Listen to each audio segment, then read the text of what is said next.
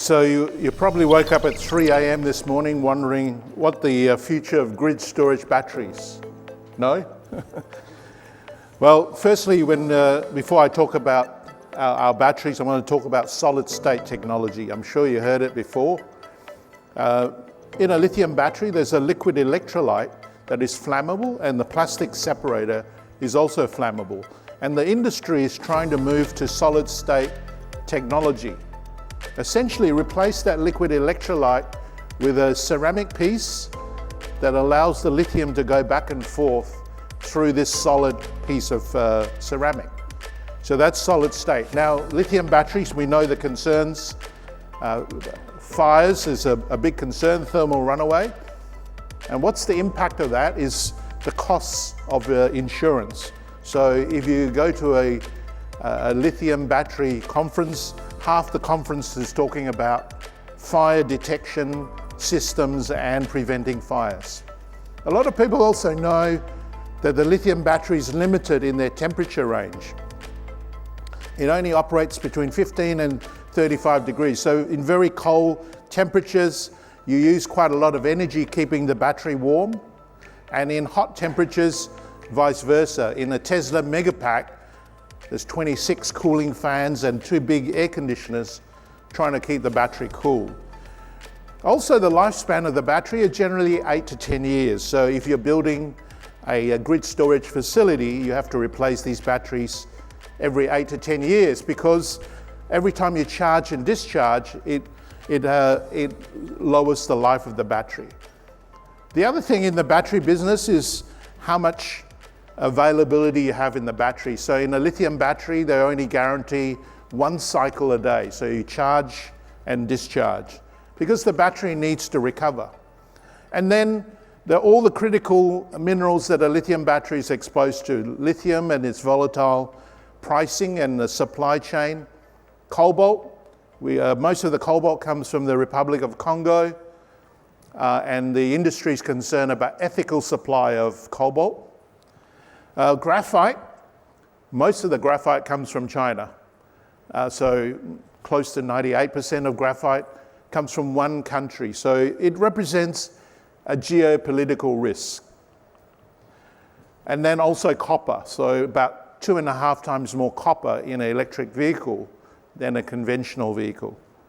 So ladies and gentlemen, is there a battery that is totally fireproof, operates in a wide temperature range, more than 15-year life, can operate more than 1 cycle a day, and yet no lithium, no copper, no cobalt, no graphite or manganese? Well, introducing to you the Serenergy battery, which is sodium chloride solid state technology. The technology was developed by the Fraunhofer Institute out of Germany. They spent nearly 8 years and 35 million euros developing this technology. It uses common table salt and nickel metal powder. And you can see here some of the development. These are 10 kilowatt batteries.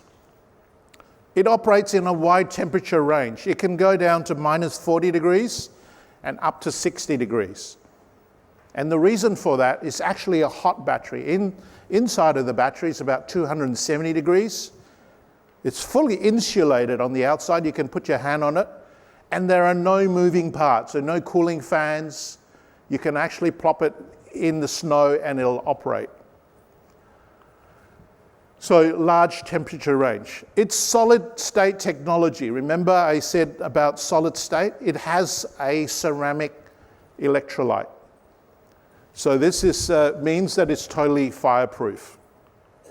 It uses common table salt, sodium chloride. Now sodium is actually a very reactive material, like lithium. So we're not exposed to the lithium supply chain. And this is an example of the life of the battery. This was done out of Canberra, and you can see most of the lithium batteries degrade as you go through the cycles. The red line is our battery, very stable, and that's why we can say the life of the battery is nearly double a lithium battery. We don't have any critical minerals. We don't use lithium, we don't use graphite, we don't use copper, and so on. All right, so how does this battery work? Essentially, you have a ceramic tube, that's the solid state. In the middle of the tube, there's a positive probe. We fill it with sodium chloride, common table salt, and nickel metal powder. And that's what those ceramic tubes look like. It sits in a metal cylinder. The metal cylinder acts as the negative part of the battery. So you've got the positive part and the negative part. Each of these cylinders are about 250 watts, equivalent to a size of your solar panel on your roof. And the way it works is when you charge the battery, the sodium ions migrate through the ceramic piece, and it forms molten sodium on the other side of it. So it's a self-forming anode. And the nickel is there to grab onto the chloride to allow the sodium to migrate. And if you take the cross-section of this battery, you can see this molten sodium forming. The unique part of this battery is that it's got no anode. There's no copper, there's no graphite. It self-forms the anode when you charge it, and when you discharge it, it dissolves the anode. This is what our basic unit looks like. It's a 60 kilowatt battery. There's 48 of these cylinders in a module. These modules are stacked on top of each other, so 5 of these modules sit on top, and you have this casing. So it's a vacuum casing to fully insulate the battery. As you can see, there are no moving parts on that casing. So the way the battery's put together, essentially this is a graphic to show that the 5 modules are stacked on top of each other, and then the casing goes on top. But we haven't finished there. We are actually going to assemble these in an open style sea container. So we take 18 of these battery packs, we put it into an open style sea container, and our basic product that we're going to be selling is a 1 megawatt grid pack. Now, the beauty of our grid pack is fully installed. You can actually ship it on the back of a truck. And installation is very simple. You drop it on the deck, and within 5 minutes, you can plug and play, and you've got 1 megawatt connected to your grid. Compared to lithium batteries, they have to be shipped in pieces and assembled on site because of the energy. So how does this compare with other batteries? So this, essentially, we have a little bit heavier than an LFP battery, but we're not in the electric vehicle market. We're in grid storage. It doesn't matter. Our life of the battery is double. We're much safer, as I said, totally fireproof. But the most important thing on that chart is the maintenance costs. There are no cooling fans that we have to maintain.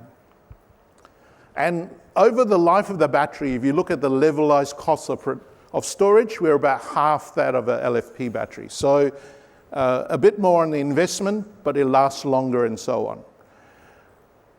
The market we're going to be targeting is the grid storage market. Let me explain a bit about that. What's happened is that we've put so many solar farms around the world to the point that there's too much power during the day. The power price has gone negative, and countries have to actually discharge renewable energy to the ground.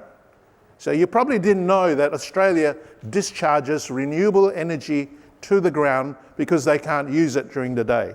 So Germany wastes about 3 billion, California around the same price. And then what happens to EVs when they come and they try to charge from that grid? So the solution has to be storage. So essentially these are very large batteries. They sit on the grid. During the day they charge up, and then they discharge it from 6 p.m. onwards when you need the power. So essentially the market is a very strong market. It's growing at 28% year on year. Even Elon Musk says the future of their battery factories will be grid storage. The expected growth in grid storage is 14-fold in the next decade. All right, so our technology, as I mentioned, was developed by the Fraunhofer Institute. This is some vision of their pilot plant they built. They spent nearly 25 million euros building this pilot plant. So the batteries have been produced. The main point on this is that we're not a research and development project anymore, we're into commercialization. So we're building a 120 megawatt plant in Saxony, Germany. We have a joint venture with Fraunhofer. We own 75% of the joint venture. And we're in the state of Saxony. We're on the border of the Czech Republic. Saxony is a state that's a lot of development in EVs and batteries. We have completed the design of it. We've completed the definitive feasibility study. We've worked with something like 50 German suppliers in the design of this plant. And a lot of the technology will be automation and robotics because we're building these cells at 1 every 45 seconds from scratch. The DFS shows a very strong return. The capex, 156 million euros. The NPV for the project is 169 million. The EBITDA is around 51 million euros. So good return for a small size plan, but the future is the grid storage. We recently got accredited as a dark green project. So it's the highest green rating you can get from S&P Global. And the reason we got that, because we are 50% of the CO2 footprint of a lithium battery. So we also have now 3 offtakes, 3 groups that basically secure all our production for the first 5 years. Groups like ZISP, which is an industrial park that are moving towards renewable energy. 2 big groups like Anatrag and Energy Quilik, they're the size of like Synergy.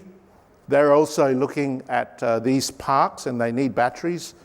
And Axol, who is one of the suppliers for NATO. Now, a lot of these people are looking for batteries that are totally fireproof. So that's our market. We're in the financing stage of the project. We've appointed KPMG. We've now reached out to 10 commercial banks. We've had positive feedback. We're now focusing on a lead bank. And we're also in the process of looking at grants as well as equity. So here is some vision of how these batteries are put together. So the first part is alumina. Alumina is the feedstock for ceramics. Here you can see the slurry. It has to be spray dried. And then you pressure the alumina into these tubes and they have to be sintered at 1600 degrees to make these ceramic tubes. Quality checks are important. They have to go through quality checks to make sure there are no defects in it. And then the way the battery's put together, these tubes are slid in a metal cylinder. As I mentioned, the cylinder acts as a negative part of the battery. And then within the battery, you add the sodium chloride and nickel metal powder. So these granules are the salt. The batteries are welded up. And here you can see them undergoing some tests under temperature. We have now built the first prototype, the big one, because they have been building smaller batteries, but this is our 60 kilowatt prototype. It's undergoing tests, it's performing really well. As Trump would say, tremendously well. And it is valuable data that our end customers can see. So in a nutshell, if you look at a lithium battery, we're half the cost of a battery. We have the ability to cycle more than once a day. So in energy storage, we have the ability to pre-assemble it, so it's very easy to ship and to install. The most important thing, there are no maintenance costs, but the biggest factor is it's totally fire safe. The number of people that we get rung up and say, can we have one of these batteries in our home? It's hundreds. So